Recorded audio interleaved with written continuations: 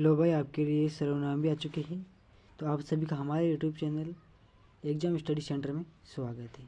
Okay, शुरू करते हैं आज का हमारा वीडियो। ये वीडियो सर्वनाम है और सर्वनाम क्लास 10 के आधार पर बनाया हूँ मैं। ओके, क्लास 10 के अनुसार, सिलेबस के अनुसार PDF बनाया हूँ मैं, लेकिन सभी के लिए काम आएगा ये। इसीलिए मैंने सोचा कि थोड़ा और नई अपडेट कर दूँ इसमें, तो मैंने अपडेट नए जोड़ दिए इसमें और ये सभी के लिए हो गया। लेकिन मेन इंपॉर्टेंट है क्लास 10 के लिए बनाई हूँ मैं।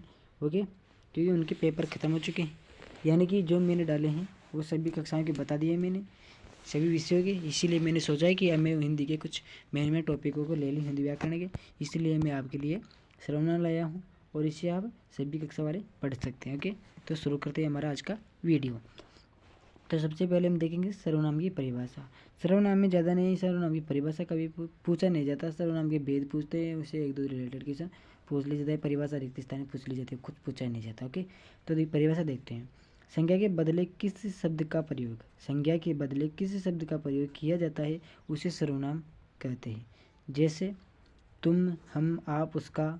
सर्वनाम स्थान यानी कि सर्वनाम संज्ञा के स्थान पर आता है। ये शब्द सर्वनाम संज्ञा के स्थान पर आते हैं। तुम, हम, तुम, आप, उसका संज्ञा और उसके वाक्यों के आमतौर पर या उसका और उसका इसका ये सर्वनाम से प्रतिस्थापित है। सर्वनाम शब्दों का योग दो शब्दों का योग से बनते हैं, सर्वनाम प्लस नाम। यह इसका अर्थ हो जो कि नाम शब्द के स्थान पर प्रयुक्त होता है, सर्वनाम कहलाता है। शब्द की परिभाषा वह स्थान जहाँ नाम के स्थान पर प्रयुक्त होता है। जो नाम शब्द के स्थान पर प्रयुक्त हो उसे सर्वनाम कहते हैं।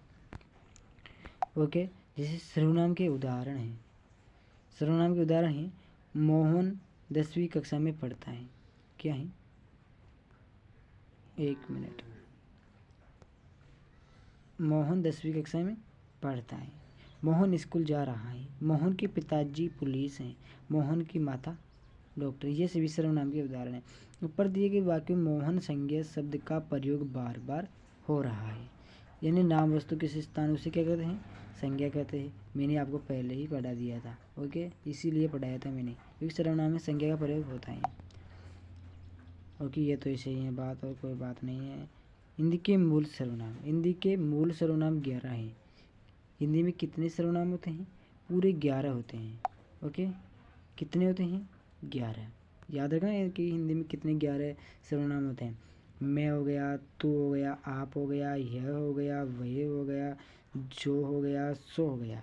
ओके, और हैं भी तो 4, कौन, क्या, कोई, कुछ। ओके, ये 11 होते हैं, इनको याद रखना आप। अब ये सर्वनाम के भेद। प्रयोग की दृष्टि से देखा जाए सर्वनाम के 6 भेद होते हैं। कितने भेद हैं? 6 भेद होते हैं। एक मिनट।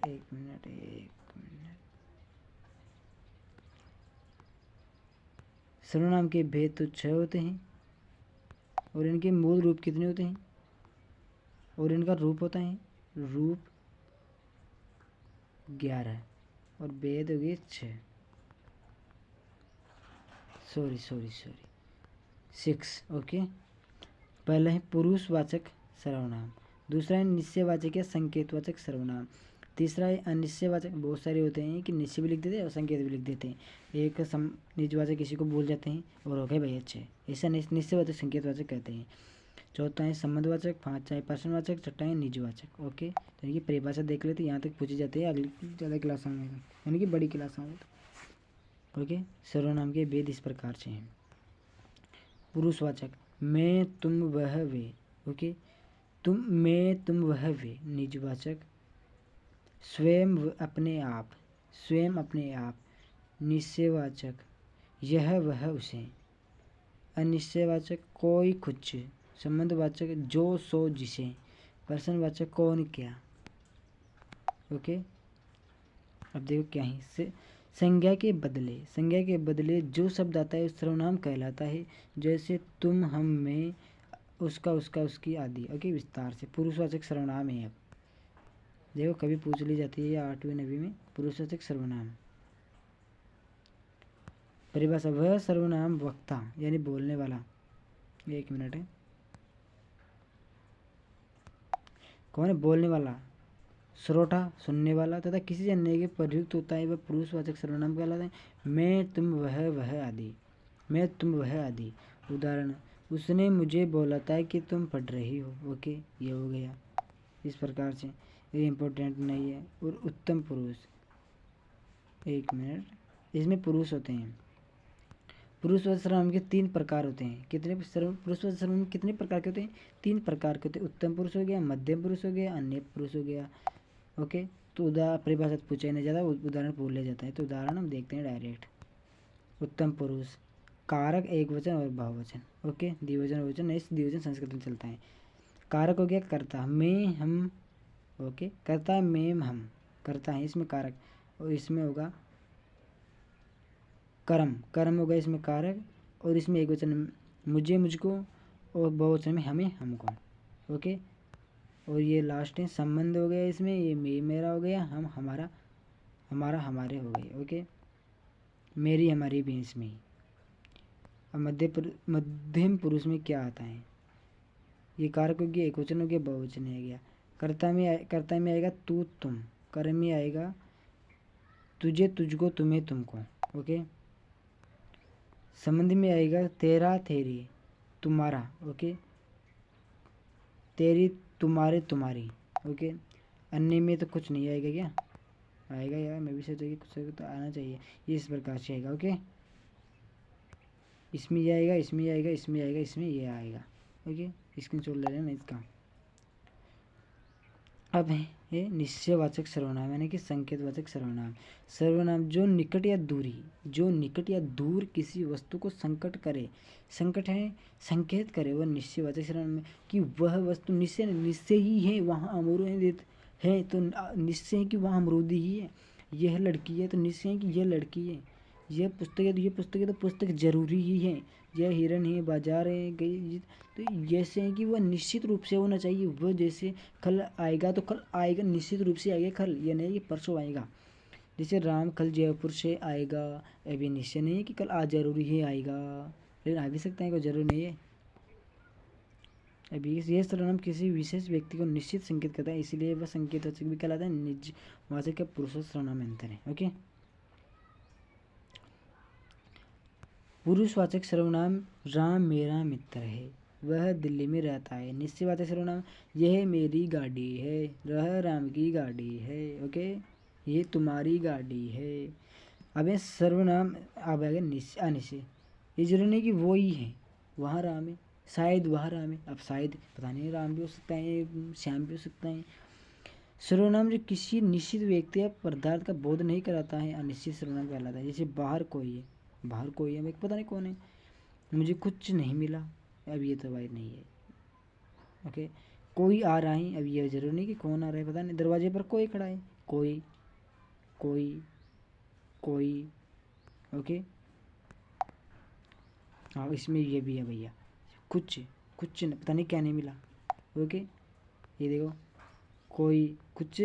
सर्वनाम शब्द किसी घटना या किसी होने की प्रति के बारे में बता रहे हैं, किंतु वास्तविक निश्चित नहीं हो रहा है कि वही वह चीज़ है और वह मिल रही है नहीं मिल रही है, इसीलिए सर्वनाम है। अनिश्चित सर्वनाम का प्रयोग किस वाक्य में हुआ है? उन्हें कुछ दे दो, कौन ऐसा कहता है, ये तो ऐसे है, उन्हें कुछ दे दो। ओके, अब शब्द में आ गया ये संबंधवाचक सर्वनाम, किसी से संबंध हो, जैसे मामा है, ये तुम्हारा भाई है, तुम्हारी बहन है। ओके, सर्वनाम है जो किसी दूसरी संज्ञा सर्वनाम संबंध दिखाने के लिए प्रयुक्त होता है, वह संबंध सर्वनाम कहलाता है। जो करेगा सो भरेगा, जो करेगा सो भरेगा, बिल्कुल सत्य है। जो शब्द सर्वनाम, जो शब्द संबंधवाचक सर्वनाम है और जो शब्द नित्य संबंधित सर्वनाम है।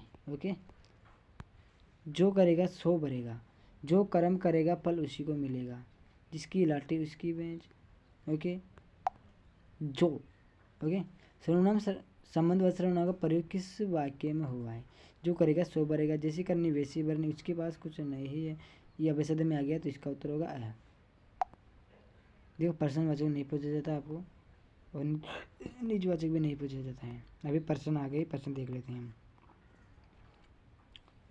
देखो प्रश्न क्या कहते हैं, इनमें से किस वाक्य में निजवाचक सर्वनाम का प्रयोग हुआ है? ओके, तो इसमें हुआ है पहले में, वह आप खा लेता है। ओके, दूसरा प्रश्न है मैं आप चला जाऊंगा। इस वाक्य में कौन सा सर्वनाम है? तो इसमें होगा निजवाचक। ओके। आप कहाँ जा रहे थे? इस वाक्य में आप हैं पुरुषवाचक। इन वाक्यों में से किसी वाक्य में वह प्रयोग संबंध से भरा के रूप में हुआ है। जो मेहनत करेगा वह सफल होगा। ओके। अब है सर्वनाम की कुल संख्या कितनी है? तो वह होगा 11 है। कितनी?